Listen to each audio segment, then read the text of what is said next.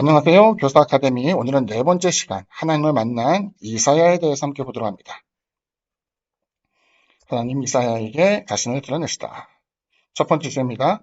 거룩하고 영광스러우신 살아계신 하나님을 만납니다.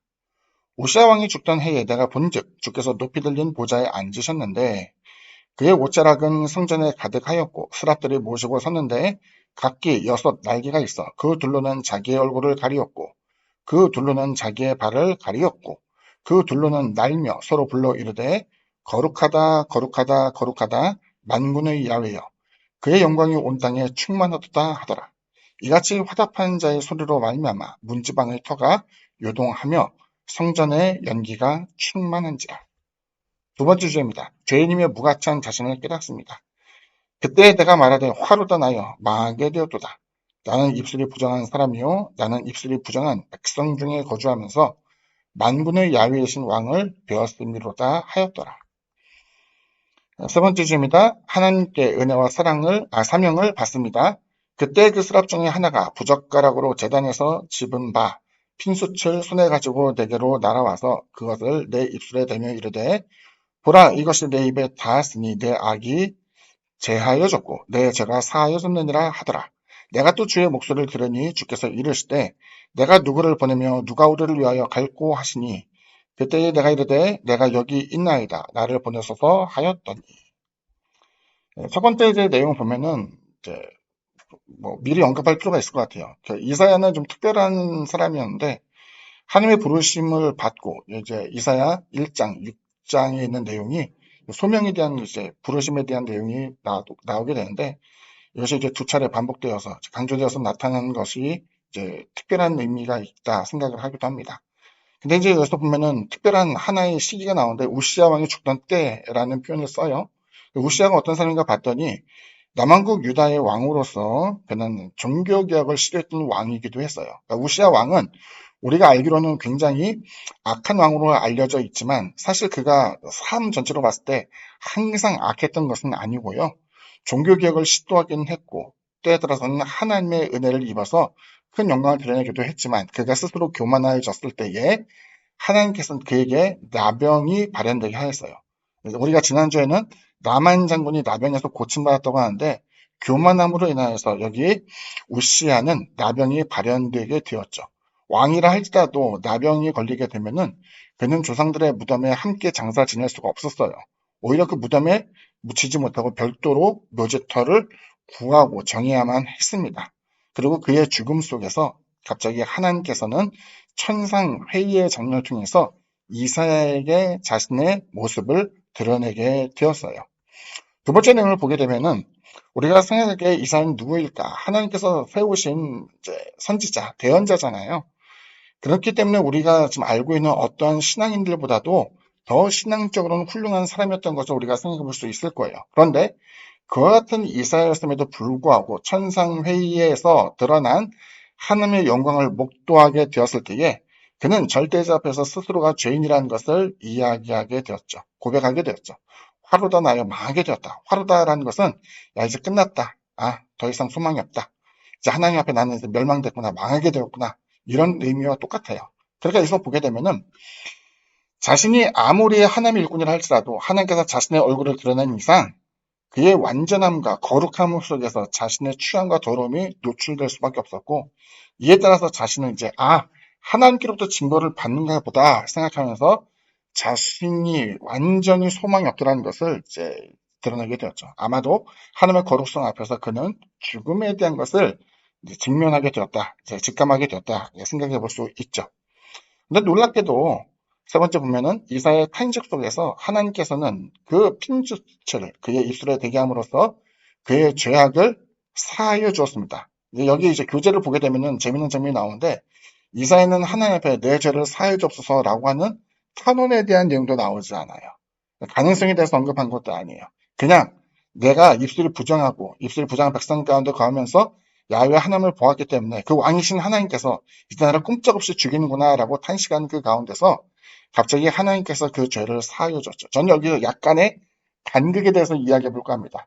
자신이 죄인임을 자각하고 하나님 앞에 이제 내가 끝장났구나, 죽었구나 생각하는데 꼼짝없이 죽을 줄 알았던 자기에게 숯불을 뱀으로 말미암아 너의 모든 죄를 사해줬다. 이제는 하나님 앞에서도 너가 죽지 않고 하나님의 영광을 목도할 수 있다는 그 장면이 그에게 얼마나 큰 감격이 되었을까를 이제 생각해 보자는 거죠.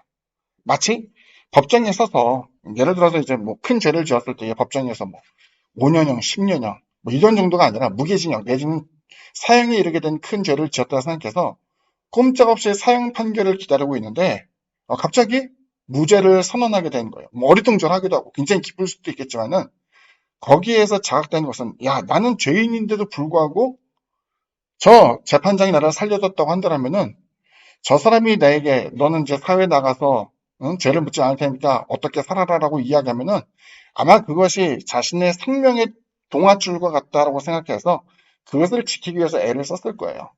자, 여기서 보면은 놀랍게도 하나님께로부터 은혜를 입었던 이사야 앞에서 하나님께서 이제 하시는 천상회의에서 말씀하신 것을 보게 되는 거예요.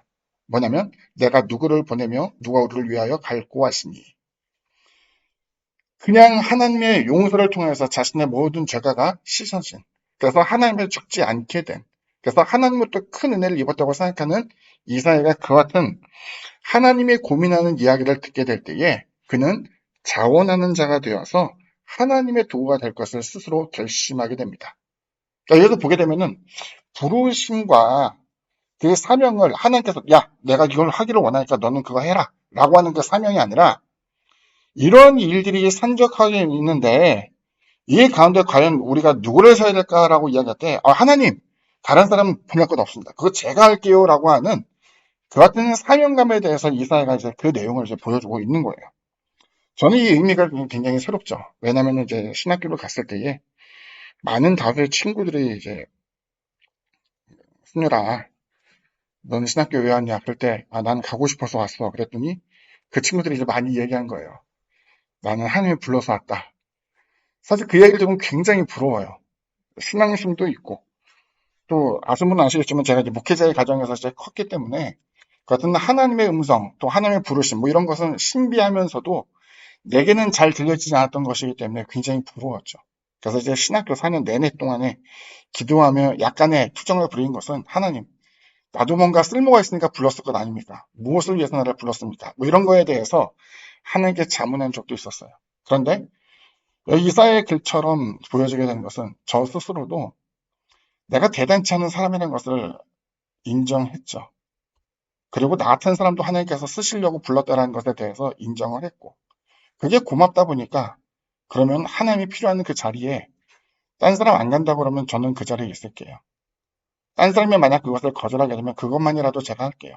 뭐 특별히 하나님께서 나를 부르지 않았다 할지라도 이것이 하나님의 일이라고 생각된다면 특별히 뭐 부르지 않았어도 그 자리에 나는 남아있을게요 라고 생각을 하게 되는 거예요.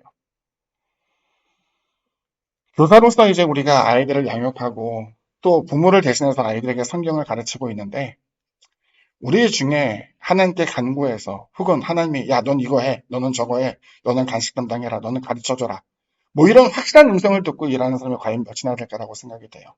그런데 교회 안에서 어떠한 일이 필요한가에 대해서는 우리가 알잖아요. 어떠한 부분이 구멍이라는 것을 알고 있고 어떠한 부분이 필요하고 어떠한 부분에서 사람 앞에 군림하는 것보다 누군가를 위해서 섬기고 녹아지는 것이 더 중요하다는 것을 인식하는 사람이 있잖아요. 그러면 그 중요성을 인식하는 사람이 그 일을 하는 게 맞아요. 그 일에 대해서 이것은 정말 꼭 필요하다고 생각되는 사람이 그 일에 자원하는 것이 저는 이게 맞다고 생각해요. 그래서 하나님이 우리 가운데 나타나셔서 누군가에게 은혜를 주시고 우리의 죄를 사해 주시고 우리가 정말 수용하기 힘들 만큼의 하나님의 용서와 사랑을 입었다고 한다면은 이제는 하나님이 원하시는 그 자리에 누군가가 필요로 하고 누군가의 헌신이 요구되는 그 자리가 있다고 한다면 이사야와 같이 주님 내가 여기 있습니다. 나를 보내십시오 라고 이야기한 것처럼 맡은 바 일에 대해서 책임을 가지고 그리고 그 일을 하게 되기에 정말로 하나님께서 원하시는 그 같은 일을 기쁨으로 감당하면서 하나님을 위한 또 하나님이 사랑하는 교회를 더 교회답게 세운 데 있어서 아름답게 헌신하게 되는 우리 모두가 되기를 주님 이름으로 부탁을 드립니다. 오늘 강의는 여기까지입니다. 감사합니다.